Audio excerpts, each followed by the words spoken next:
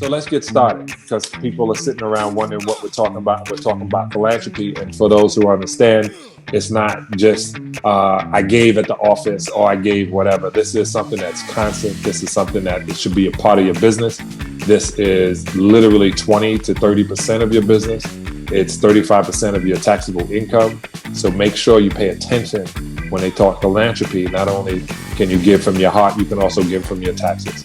Philanthropy to me is the passion to help others.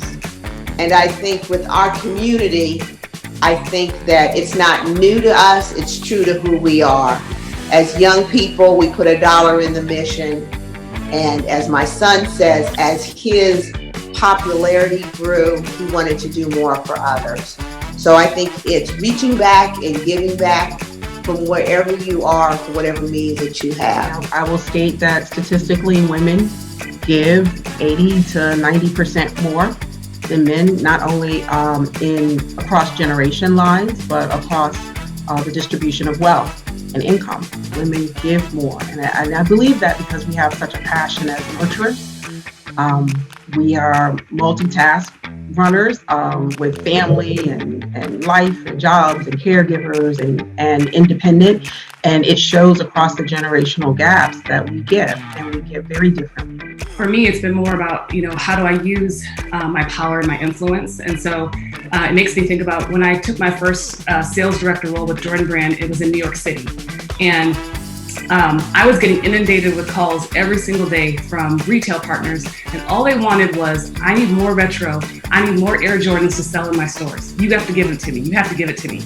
And I took that moment as a time to say, you know what, it's time to flip the conversation. And I turned the conversation back on those retail partners and said, hey, you know what? Instead of talking about, how do you get more retros and how do you get more Air Jordans to sell, let's talk about how can we serve the communities where you sit and where you lie. I want to partner with you on that. I want to partner with you on how do you partner with organizations in your community? How do you fund initiatives? How do you give back and show love back?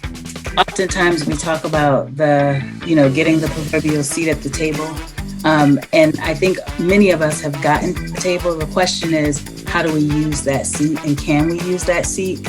And sometimes I find, as a woman of color, leading in certain spaces, one of my biggest challenges is thinking about how, at least from the seat that I sit in, how do you get capital and resources to leaders of color who are historically undercapitalized, not receiving resources at the same level as many of their white counterparts. As women, we should advocate for pay, salary, career advancement consistently and relentlessly, so that our giving can advance with us. All that I do has everything to do with what's meaningful.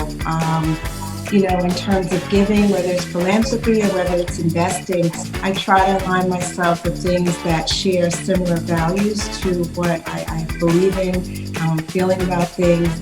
It doesn't always turn out that way, but for the most part, I really try to do the right thing and do good things with my giving, with my